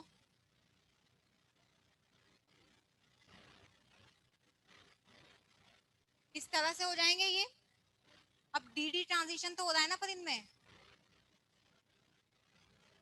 डीडी ट्रांजिशन, अनपेयर्ड इलेक्ट्रॉन नहीं है लेकिन डीडी ट्रांजिशन तो हो रहा है, लिख लो उसमें कि इसमें अनपेयर्ड इलेक्ट्रॉन नहीं होते, किसमें, Fe, Cn का कितना होल 6 या 4 है, होल 6, और डब्बे पे चार्ज कितना है, +4 हाँ, क्या हो जाता है इसमें, डीडी ट्रांजिशन हो जाएगा ना, डीडी ट्रांजिशन के कारण अब अनपेयर्ड इलेक्ट्रॉन जो होते हैं वो तो रेस्पॉन्सिबल होते ही है, नो डाउट अनपेयर्ड इलेक्ट्रॉन होते ही है रेस्पॉन्सिबल, लेकिन अगर पेयरिंग में भी डीडी ट्रांजिशन, यही तो एडवांटेज था सीएफटी का। सीएफटी का एडवांटेज क्या था कि उसने कलर एग्जैक्ट बता दिया था कि भाई हाँ यार ये कलर होगा, इसमें ये कलर डाला है, उसके अकॉर्डिंग वीपीटी के अकॉर्डिंग चल रहे थे, तो ये तो वैसा आ रहा था कलरलेस, ठीक है। साउंड सही आ रहा है, नहीं नहीं देखो आदिश हमेशा ध्यान में रखना, भले ही इनमें पेयरिंग हो रखी हो, बाकी सभी स्टूडेंट ध्यान से सुनो, पेयरिंग हो रखी, अगर ऊपर वाली ये ईजी जो है अगर ये वेकेंट है तो इनको कोई फर्क नहीं पड़ता है कि हमने पेयरिंग कर रखी है नहीं कर रखी है, एनर्जी लेके ये एक्साइट होंगे ही होंगे अगर ऊपर वाली वेकेंट है। इसीलिए मैंने आपको कल एक बात बोली थी कि D0 और D10 वाले ही कलरलेस होते हैं, आधी बात समझ में। अगर यहाँ पे अगर ये फुली फिल्ड होगा तो आप कहाँ जाएंगे, आप कहीं नहीं जा सकते। अगर यहाँ पे एक है ना इनके आपके पास में, तो ये कलर शो कर देंगे, तो ये कलर शो कर देंगे। समझ गए? साउंड आ रहा है आप लोगों को? डायामैग्नेटिक कलरलेस होता है, नो डाउट। किसके अकॉर्डिंग? वीबी टी के अकॉर्डिंग। किसके अकॉर्डिंग डायमैग्नेटिक कलरलेस होता है? वीबीटी के अकॉर्डिंग। और वीबीटी ने कलर सब्सटेंस की ये डेफिनेशन दी थी, अकॉर्डिंग टू वीबीटी अगर इलेक्ट्रॉन है तो वो कलर्ड होगा। लेकिन अगर अकॉर्डिंग टू हम सीएफटी देखें, सीएफटी ने कलर के लिए क्या बात बोली? DD transition. कलर के लिए क्या बात बोली सीएफटी ने? डीडी ट्रांजिशन होता है। समझ रहे हो?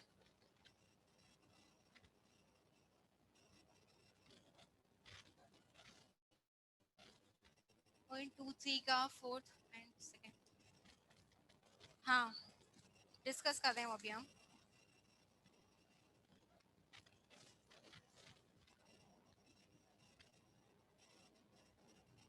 उसके बाद में नेक्स्ट ऑक्सीडेशन स्टेट, नोमेनक्लेचर, ये सब तो आप लिख लेना। हम सिर्फ और सिर्फ बात करेंगे इनकी पेयरिंग की। और सेकंड क्वेश्चन पूछ रहे हो आप,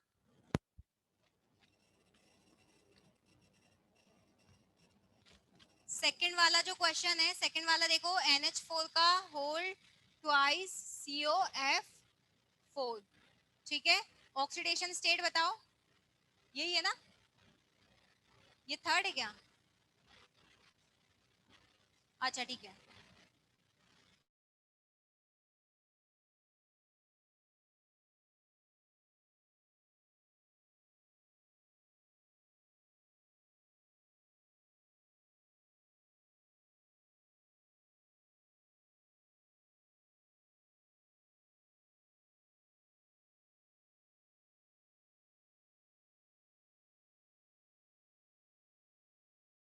आपको पता है कोई चार्ज नहीं होता इस पे, EN पे कोई चार्ज नहीं होता। नहीं नहीं, डब्बे पे, अरे डब्बे पे तो अगर Cl पे -1 है तो डब्बे पे +1 ही होगा ना। क्रॉस, अगर KCl है तो K पे, Cl पे मैंने K पे प्लस कैसे आ गया? ये वो वाला क्वेश्चन पूछना हुआ। ठीक है, क्यों? क्योंकि अगर अब यहाँ पे, जैसे यहाँ पे सपोज MgCl2 होता, नहीं नहीं, वो तो हम कब कर रहे थे जब हमें पूरा नेम दे रखा था, समझ रहे? उस नेम के अकॉर्डिंग फिर हम डब्बे का चार्ज आई बस। हाँ हाँ हाँ हाँ। अब क्रोमियम है, क्रोमियम का इलेक्ट्रॉनिक कॉन्फ़िगरेशन बताओ। अगर मैं सिर्फ Cr का लिखूं तो 4s1 3d, कॉपर का होता है 10। क्रोमियम +3 का कितना हो जाएगा? 4s0 3d3। अब 3d3 से क्या आपको फर्क पड़ रहा है कि भाई पेयरिंग हो रही है या नहीं हो रही है? एक बात बताओ मुझे, 3d3 से क्या फर्क पड़ रहा है? बनना तो, अगर इस बनना तो इस कॉम्प्लेक्स को कैसा है? ऑक्टाहेड्रल, मतलब D2sp3 बनना ही है। पेयरिंग हो रही है या नहीं हो रही, उससे क्या ही फर्क पड़ रहा है? समझ रहे हो? उसके बाद में नेक्स्ट आ जाओ, फोर्थ वाला। यहाँ पे क्या दे रखा है आपको? डी ऑर्बिटल ऑक्यूपेशन, हाँ हाँ हाँ, डी ऑर्बिटल ऑक्यूपेशन मतलब आपको यहाँ पे ये बताना है कि ये डी ऑर्बिटल जो स्प्लिटिंग हुई है, ये T2G हुआ है और ये EG हुआ है ना? तो अब मुझे एक बात बताओ, जब ये तीन इलेक्ट्रॉन अगर दूर दूर रह रहे हैं और यहाँ पे आपको ऑक्टाहेड्रल के लिए D2sp3 दे ही रहे हैं आप लिगेंड को, तो ये क्यों ही पेयरिंग करना चाहेंगे? ये क्यों ही पास पास आना चाहेंगे? जब आप इनको ये दो ऑर्बिटल दे ही रहे हो कि भाई यहाँ ऑक्टाहेड्रल में आ जाओ, तुम इधर इलेक्ट्रॉन ऐड कर लो, तो ये इनको इनको तो कोई फर्क पड़ना ही नहीं है। आदि बात समझ में? तो यहाँ पे क्या लिखोगे इसको? T2G, डी ऑर्बिटल ऑक्यूपेशन के लिए क्या लिखोगे? T2G 3 EG 0, ये इसका डी ऑर्बिटल ऑक्यूपेशन है। नहीं नहीं नहीं, direct T2G 3 EG 0, D orbital occupation की बात कर लेता है तो ऐसे लिखना होता है कि T2G में कितने हैं और EG में कितने हैं, इसको बोलते हैं डी ऑर्बिटल ऑक्यूपेशन की कितना है ना? यहाँ पे DXY1 इस तरह से मत लिखना, ठीक है? उसके बाद में नेक्स्ट आ जाओ, फोर्थ वाला। फोर्थ वाला देखो, मैग्नीज का है, मैग्नीज का ऑक्सीड, हाँ अच्छा, मैग्नीज की हाईएस्ट ऑक्सीडेशन स्टेट +7 होती है। अगर वो +2 बता रहा है तो वाटर, देखो वाटर स्ट्रॉन्ग की तरह भी कर सकता है, वीक फील्ड लिगेंड की तरह भी बिहेव कर सकता है। तो मैग्नीज +2 के साथ में क्यों ही स्ट्रॉन्ग फील्ड लिगेंड की तरह बिहेव, मैग्नीज +2 के साथ में एमएन के साथ H2O का कितना है यहाँ पे, ये 4th, H2 का होल 4 है कि 6 है, होल 6 है, और यहाँ पे चार्ज +2 SO4, ठीक है। फोर्थ वाला समझ लो, फोर्थ वाला है मैग्नीज है, मैग्नीज का आपको पता है 25 होता है, मतलब 4s2 3d 5 होता है, मैग्नीज में यहाँ पे +2 चार्ज है, +2 का लिख लोगे 4s0 3d 5 3d 5 है। वाटर आपको पता है, वाटर आपको पता है, वाटर आपको पता है, यहाँ पे आ जाओ, कहीं कहीं पे एक्सेप्शन में स्ट्रॉन्ग की तरह भी बिहेव कर देता है जब मेटल की ज्यादा ऑक्सीडेशन स्टेट होती है। यहाँ पे weak field ligand, weak field ligand मतलब डी में 5 कर दो ऐड, आवाज नहीं, यहाँ पे क्या लिखोगे आप, T2G3 EG2, समझ रहे हो? ठीक है, 23 पे right the IUPAC name for each of the following complex and indicate the oxidation state, electronic configuration, coordination number, ये सारा वही इसमें दे रखा है। अब यहाँ पे फर्स्ट वाला कंपाउंड देख के बच्चे डर जाएंगे, छोड़ के आ जाएंगे, पर आपको पता है ना क्रोमियम की ऑक्सीडेशन स्टेट अगर 3 बता रहा है इसमें, सॉरी यहाँ पे क्रोमियम की ऑक्सीडेशन स्टेट कितनी है बताओ, अरे ये हाइड्रेट बोलते हैं इसको, है ना, सेकंड में बताती हूँ। अच्छा,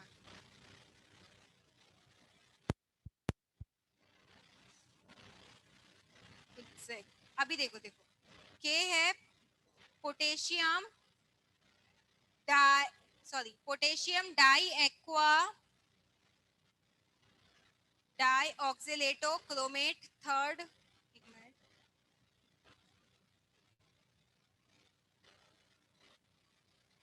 ट्राई हाइड्रेट, ठीक है।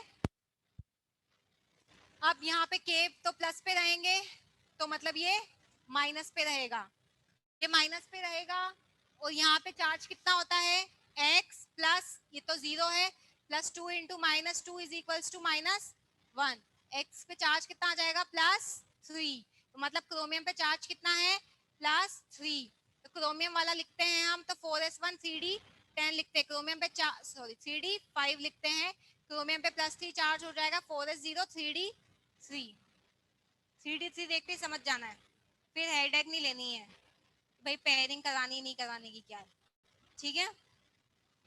तो वैसे ही इसमें क्या लिखोगे, T2G3 EG0 D orbital occupation.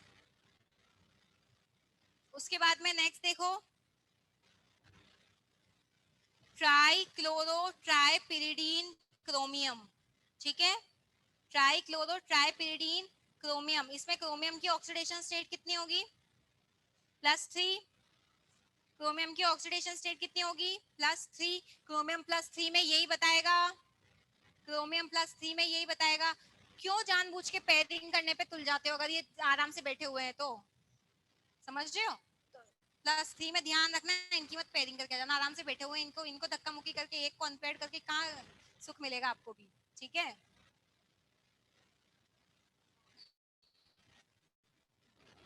हाँ हाँ हाँ, उस पर तो डिपेंड होता ही है, लेकिन लेकिन लेकिन देखो जैसे यहाँ पे पिरिडीन सही सही, और एक और क्या है,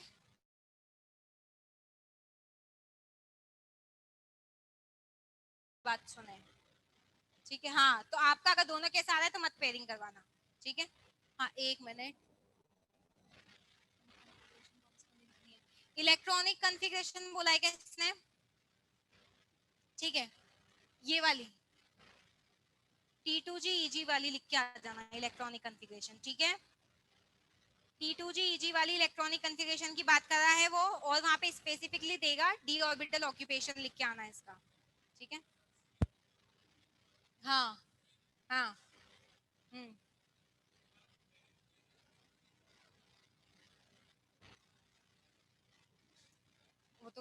एक्सपेरिमेंटली देखना पड़ेगा हमको ये चीज, तो समझ रहे हो।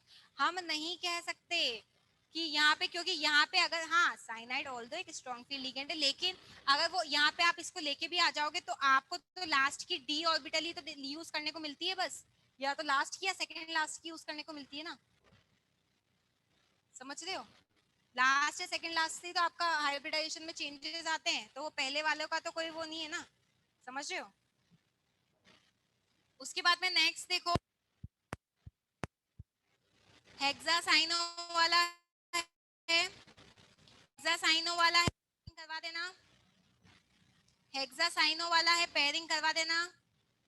कोबाल्ट है, ठीक है, कोबाल्ट जो है यहाँ पे, कोबाल्ट देखो प्लस कौन सा वाला, इसमें कौन सा वाला और बताऊं,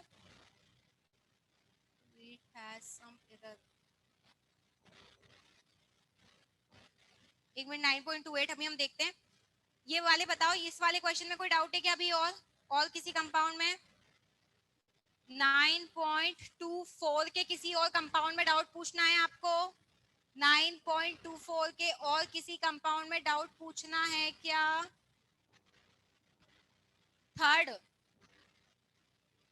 स्टीरियो केमिस्ट्री में वो सिस्ट्रॉन्स वाला आ जाता है, आइसोमर्स आ जाते हैं, वो नहीं है, हट चुका है।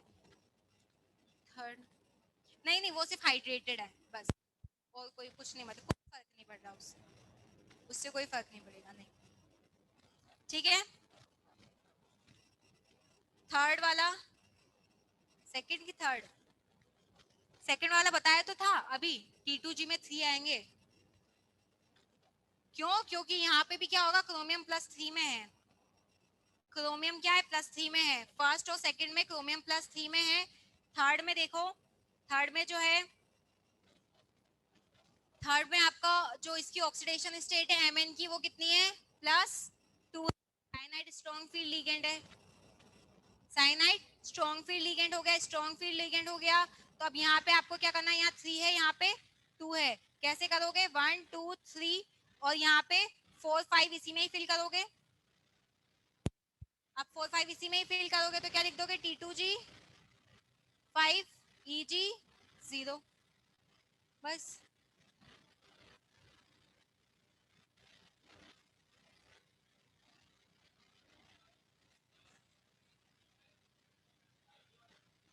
हाँ, ये इसी में ही क्रोमियम की ऑक्सीडेशन स्टेट, ये डब्बा है पूरा, समझ रहे हो, एग्जैक्टली सेकंड वाले में।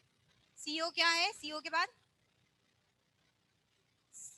NH3 है यहाँ पे, अच्छा, होल 5, हाँ हाँ, बाहर क्या है, Cl2 है। अब ध्यान से सुनो, अमोनिया, यहाँ पे मैंने बताया था कि देखो अमोनिया जो है स्ट्रॉन्ग फील्ड लिगेंड होता है, अमोनिया कैसा होता है, स्ट्रॉन्ग फील्ड लिगेंड होता है। कोबाल्ट में ऑक्सीडेशन स्टेट चेक करो, कोबाल्ट में कितनी आएगी यहाँ पे, कोबाल्ट है कि कॉपर है, यहाँ पे कोबाल्ट ही है, कोबाल्ट में ऑक्सीडेशन स्टेट कितनी आएगी, +3, यहाँ पे +2 -1 +3, कोबाल्ट में आपकी ऑक्सीडेशन स्टेट आ गई +3। अब वापस से, अब आप यहाँ पे देखोगे +3 वाले में हर बार कहाँ पे जा रहे हैं हम, T2G 3 EG 0, ठीक है।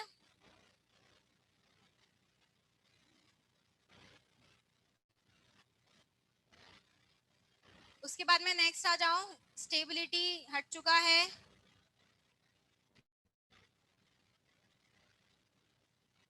मैंने क्रोमियम, अरे यार,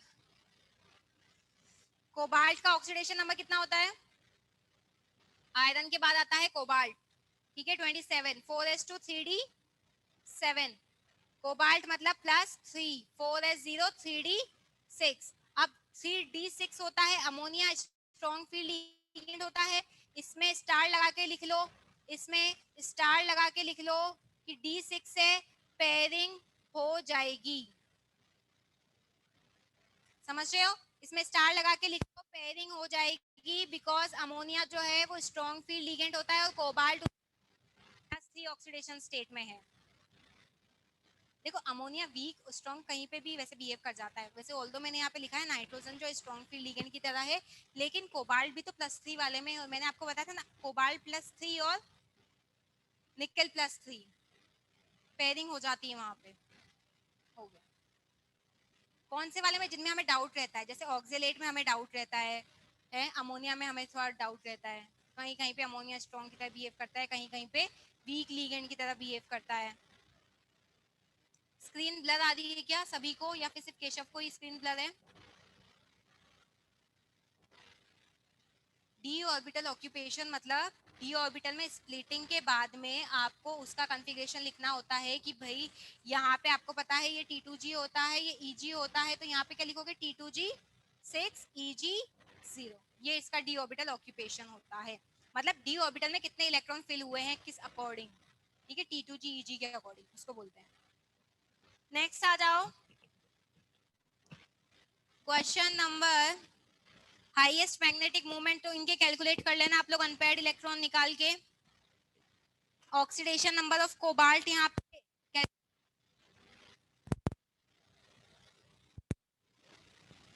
ऑक्सीडेशन नंबर ऑफ कोबाल्ट यहाँ पे कैलकुलेट कर लेना। उसके बाद नेक्स्ट देखो मोस्ट स्टेबल। अब यहाँ पे ध्यान से सुनो, मोस्ट स्टेबल आप मुझे बताओ चारों ऑप्शन से, चारों ऑप्शन में अगर आपको सबसे पहला ये चीज देखनी है कि क्या वहां पे कोई ऐसा लीगेंड है जो कि रिंग फॉर्म कर देता है सेंट्रल मेटल एटम के साथ में, है ना? कौन है? ऑक्जेलेट। कोई भी बाई डेंटेड लीगेंड हो या उससे ज्यादा वाला डेंटेड लीगेंड हो, आपको बताया था ना मेंबर्ड रिंग स्टेबल। जैसे यहाँ पे आपको एक ये वाला कंपाउंड भी दे रखा है Fe(C2O4-3),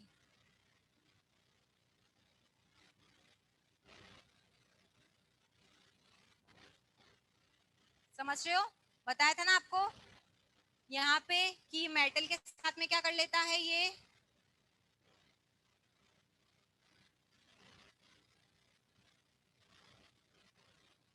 एक रिंग बना लेता है,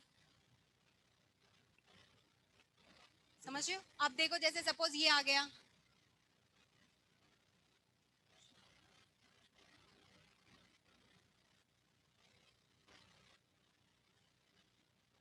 1 2 3 4 5 मेंबर रिंग बना लिए, ठीक है। तो यहाँ पे अब बहुत सारे फैक्टर्स डिपेंड करते हैं, उनमें से ये फैक्टर भी है, सारे लीगेंड चेक कर लेना, है ना? अगर कोई भी बाई या पॉलीडेंटेड लीगेंड है तो वो ज्यादा स्टेबल रहेगा एज कंपेयर टू अदर्स से। नेक्स्ट देखो वेवलेंथ वाला ऑर्डर है, वेवलेंथ वाला ऑर्डर है स्पेक्ट्रोकेमिकल सीरीज में, हमें पता है जो इनका सीक्वेंस होता है किस वाइज, इनकी स्ट्रेंथ के वाइज। अमोनिया है और क्या है NO2-, ये इनकी स्ट्रेंथ होती है, जितनी ज्यादा स्प्लिटिंग उतनी ज्यादा एनर्जी एब्सॉर्ब करता है, तो वेवलेंथ उतनी कम, रिवर्स ऑर्डर हो जाएगा और वेवलेंथ के केस में। क्वेश्चन -1, हाँ हाँ हाँ बनाता है आदेश। 9.26 मतलब मैग्नेटिक मोमेंट। क्वेश्चन 26, एक मिनट रुको। व्हाट इज मीन बाय, देखो वो ये क्लास में कराया हुआ क्वेश्चन नहीं है क्या? मैंने जब लीगेंड्स आप लोगों को बताए थे तब क्लास में कराया हुआ क्वेश्चन था ये।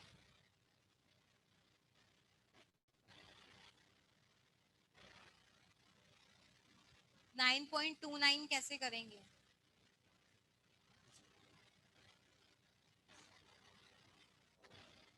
आप मुझे बताओ 9.29 करना है, मैग्नेटिक मूवमेंट की वैल्यू किसकी सबसे ज्यादा होगी?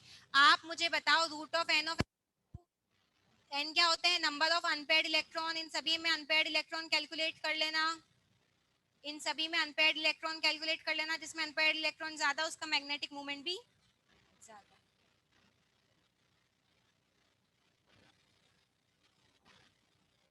जिंक में तो कोई अनपेयर्ड होगा ही नहीं, क्रोमियम में 3 होंगे और आयरन में 4 अनपेयर्ड इलेक्ट्रॉन होंगे। हम्म -1 हो जाएगा।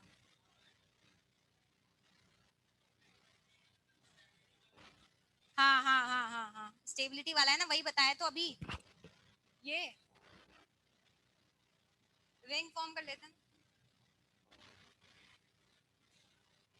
देखो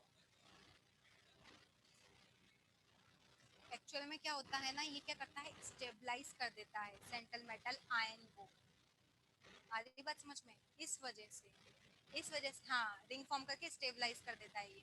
इस वजह से वो कॉम्प्लेक्स स्टेबल हो जाता है, अगर बाकी सबकी स्टेबिलिटी की हम बात करें इसके रिस्पेक्ट में तो। हाँ हाँ, 9.32 वही है लेंथ वाला। अब ये देखो 9.32 में स्ट्रेंथ का ऑर्डर बता दिया मैंने, ये स्ट्रेंथ का ऑर्डर है, मतलब ये ज्यादा स्प्लिटिंग करेगा, ज्यादा एनर्जी वाली वेवलेंथ, सॉरी कम एनर्जी वाली वेवलेंथ एमिट करेगा। कल ही बात की थी ना हमने कि जो इसके ज्यादा, जितनी ज्यादा स्ट्रेंथ वो उतनी ज्यादा एनर्जी एब्सॉर्ब करेगा, और एनर्जी वेवलेंथ के इनवर्सली प्रोपोर्शनल होती है। समझ गए? 9.27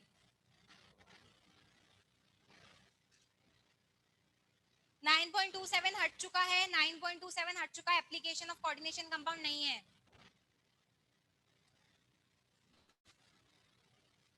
अनपेयर्ड इलेक्ट्रॉन जनरल उससे निकाल लेना आप, H2O में पेयरिंग मत करना, VBT से भी कर लोगे तो कोई दिक्कत नहीं है।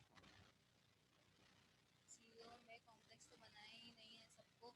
हाँ सबको आयोनाइज, कौन सा 9.28 में?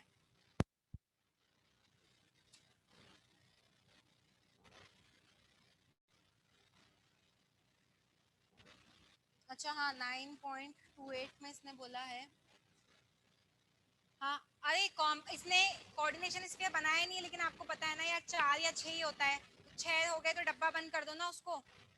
ठीक है हाँ,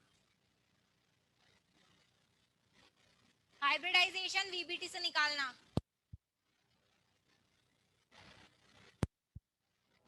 हाँ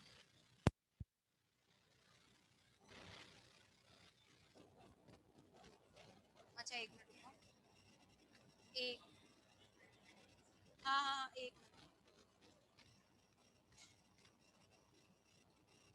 आवाज नहीं, ये इस तरह से आपको खुद को ही बना लेना है। चेक करो एक बार, क्योंकि NH3 जो है वो 6 है, तो मतलब ये इस तरह से। अब ये कितने आयन देगा?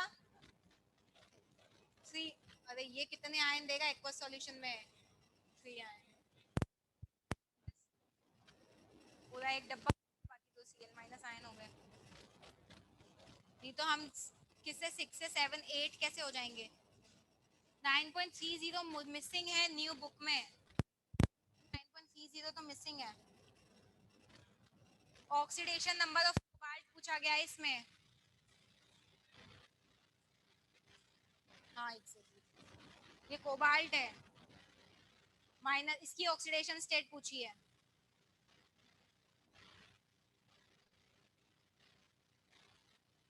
मैंने आपको ये बात बताई, ध्यान से सुनो, कि बहुत सारे फैक्टर्स डिपेंड करते हैं स्प्लिटिंग के लिए, पेयरिंग के लिए, है ना।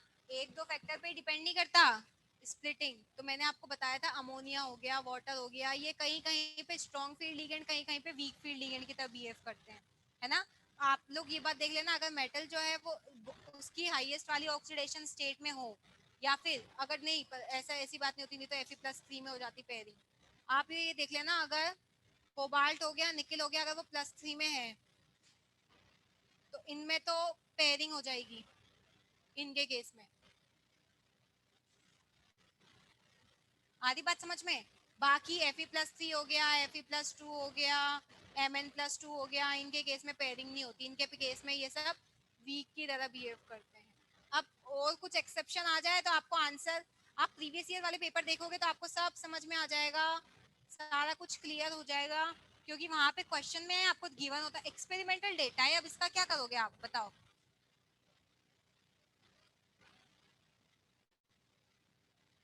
आपको कोई भी कॉम्प्लेक्स की स्टेबिलिटी पूछे तो सबसे पहले ये देखना है क्या ये वाला इफेक्ट लग रहा है क्या उसमें। आई बात समझ में? पहले ये चीज देख लेना। दूसरा ये देख लेना स्ट्रॉन्ग फील्ड लिगेंड है कि वीक फील्ड लिगेंड है। ठीक है, स्ट्रॉन्ग फील्ड लिगेंड होगा तो ज्यादा वो होगी, इसके बाद में आएगा वो फैक्टर। ठीक है, रिंग वाला सबसे ज्यादा होता है। मेटल की ऑक्सीडेशन स्टेट जिसमें सबसे ज्यादा होती है उसमें वो ज्यादा स्टेबल होता है ना। बहुत सारे फैक्टर्स होते हैं, आपको मोस्ट प्रोबेबली इस फैक्टर को वो करवा सकता है। ठीक है, इस टाइप से 4 ऑप्शन में दे सकता है क्वेश्चन बना के। हाँ 9.30 मिसिंग है। 9.30 मिसिंग है, ये है क्वेश्चन नंबर 9.30। ये है क्वेश्चन नंबर 9.30 है। इसमें आपसे कोबाल्ट की ऑक्सीडेशन स्टेट पूछी गई है।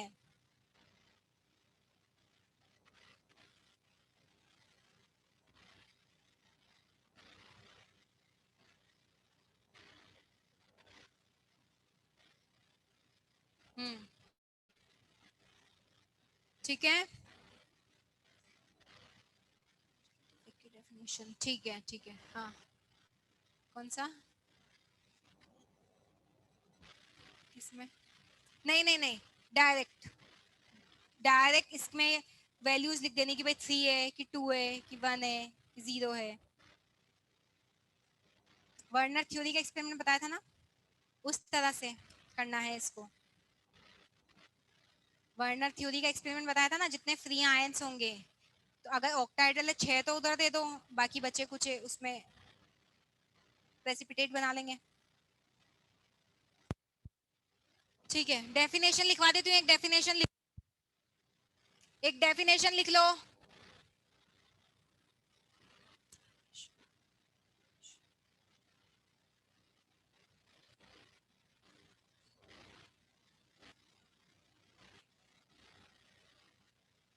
आवाज नहीं, डेफिनेशन लिख लो, उसके बाद फिर क्लास फ्री कर दूंगी। अब आज तो पता नहीं है कि चैप्टर का, आज तो मेरा ये था, समरी में दे रखी है क्या? नहीं नहीं कोई बात नहीं, मैं लिखवा देती हूँ। द कॉम्प्लेक्सेस, जिनको लिखना है लिख लो, नोट डाउन कर लो, पूछा जाता है ये question. The complexes which are formed by the complexes which are formed by again like En, Ed, Ta, etc. are more are more stable more stable than those of formed by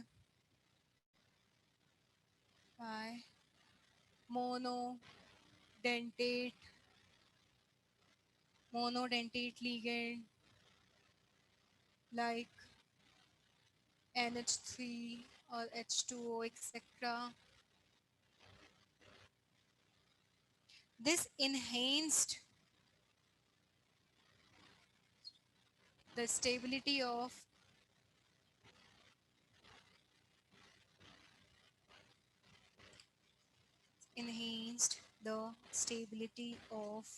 complexes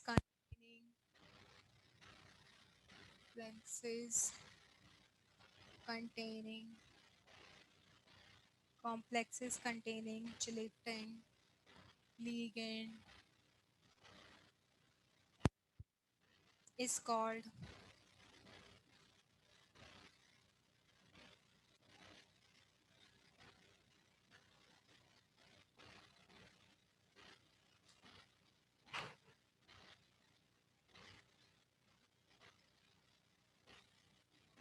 for example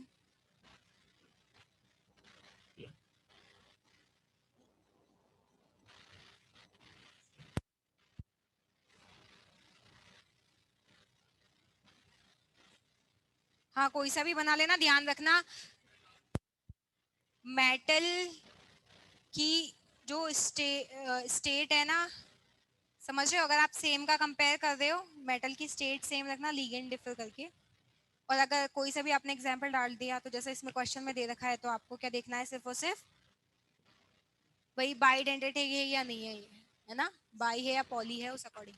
उसके बाद Monday को अब मैं एक बार NCERT लेनी ही पड़ेगी सारी की सारी, है ना। तो ऑर्गेनिक तो स्टार्ट नहीं करवाऊंगी मंडे को, फिर पी ब्लॉक ही चलेगा, समझ रहे हो। और से सारे क्वेश्चन डिस्कस नहीं करेंगे, जो जो आपके डाउट हैं वही क्वेश्चन डिस्कस किए जाएंगे, ठीक है।